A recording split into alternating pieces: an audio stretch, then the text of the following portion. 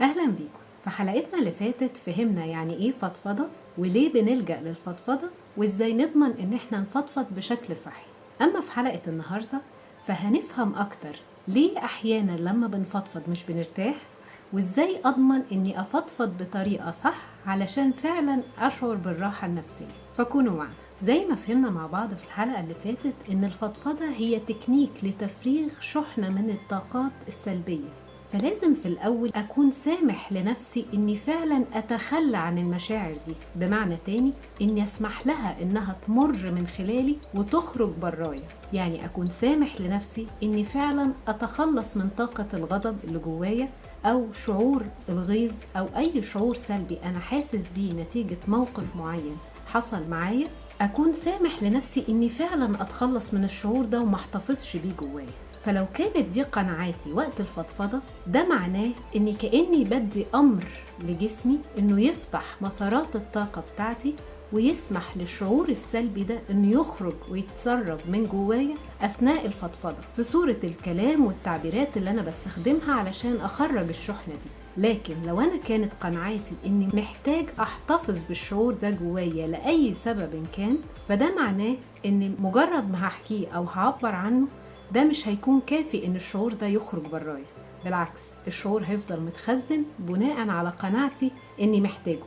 ودي اهم نقطة ما بناخدش بالنا منها واحنا بنفضفض. علشان كده احيانا كتيرة بنتكلم ونعبر عن حاجات مضايقانا ونحاول نخرج الطاقة اللي جوانا دي في صورة كلام او حتى في صورة دموع، ومع ذلك بنلاقي نفسنا بعد كده لسه تعبانين ولسه محملين بالطاقة السلبية دي أو بالشعور السلبي ده. فده معناه إني ما سمحتش لنفسي إن أتخلص من الشعور ده. كانت قناعتي من جوايا مش إني أتخلص من الشعور ده، قناعتي اللي جوايا إني أفضل محتفظ بيه علشان الشعور ده هحتاجه قدام. فدي أخطر نقطة ما بناخدش بالنا منها وإحنا بنفضفض، ودي السبب الرئيسي إن ناس كتير بتفضفض كتير وممكن تحكي الموقف مرة أو اتنين أو أكتر، وبعد كل مرة الشعور السلبي اللي جواها بدل ما يتفرغ في الفضفضة بيزيد أكتر جواها وبتحس إنها تعبانة أكتر. ودي اللي بنسمعها من ناس كتير لما بيقولوا جملة لما بفضفض بتعب. فدي أول نقطة مهم جدا نفهمها. النقطة التانية اللي مهم جدا إني آخد بالي منها أثناء الفضفضة هي الشخص اللي أنا هفضفض معاه. بمعنى لازم أفهم إن الشخص اللي هفضفض معاه مهم جدا يكون فاهم يعني إيه فضفضة. فعلشان كده يفضل إن الشخص اللي هيسمعني يكون ما عندوش أحكام سابقة عليا كشخص أو على الموقف اللي أنا بحكيه. والنقطة التانية إنه يكون عنده من الصبر والحكمة إنه ما يخلطش مشاعره الشخصية بالمشاعر اللي خارجة مني أثناء الفضفضة. والحاجة التالتة إنه ما يقولش آراءه الشخصية تعليقا على الكلام اللي خارج مني أثناء الفضفضة. يعني بمعنى بسيط أو بصورة بسيطة إن الشخص اللي أنا بفضفض معاه لازم يكون عنده القدرة إنه يسمعني ويستقبل مني الشحنة المشاعر اللي خارجة في صورة كلمات أو تعبيرات من غير ما ينفعل هو بيها على المستوى الشخصي. إنه يكون قادر إنه يفصل مشاعره الشخصية عن الشحنة اللي خارجة مني في الوقت ده، وإنه يأجل عتابه أو لومه أو تعليقه أو آراءه الشخصية لوقت تاني أكون أنا مستعد لاستقبالها. لأن أحيانا كتيرة بنفضفض مع ناس مش مستعدة أو مش فاهمة إزاي تستقبل شحنة المشاعر دي، فممكن يتأثر بيها على المستوى الشخصي ويبقى كأني نقلت شحنة طاقة سلبية من شخص لآخر، وده ممكن يأذي الطرف الآخر بصورة أكبر ويدخله في مشكلة أكبر. علشان كده أخطر حاجة إني أخرج شحنة من الطاقة السلبية لحد مش فاهم يتعامل معاها إزاي.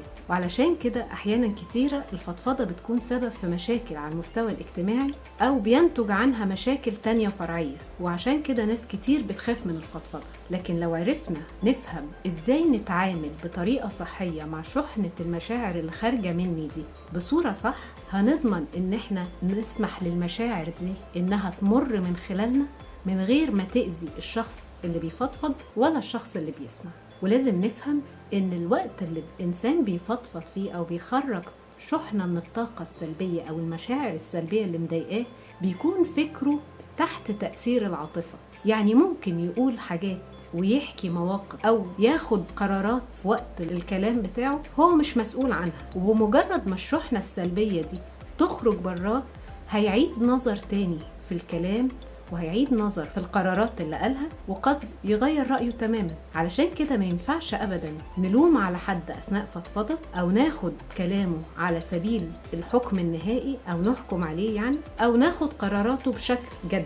فالنقطة التانية هي نقطة خطيرة جدا، وهي السبب في مشاكل كتير بتحصل بسبب الفضفضة. مهم جدا ان احنا ناخد بالنا منها. وان كان الشخص اللي انا هفضفض معاه مش على دراية كافية، ممكن بمنتهى البساطة اقول له انا محتاج انك تسمعني اخرج الشحنة دي، او الطاقة اللي مضايقاني دي، او الكلام اللي جوايا ده، وحاول تسمعه ما تتأثرش بيه. انا مش طالب احكام، مش طالب رأيك. وده في حد ذاته هيجنبنا احنا الاتنين ان الشحنة اللي خارجة مننا دي، او الشحنة اللي خارجة في كلامي دي، تأذينا او تدخلنا في مشكلة فرعية. لو محتاج كوتش امين تقدر تفضفض على ايديه ويقدر يساعدك، تقدر تتواصل معايا عن طريق تطبيق الدكتور، او منصة اسأل، او رسائل صفحتنا على الفيسبوك. اخيرا كونوا دائما معافين. اشكركم.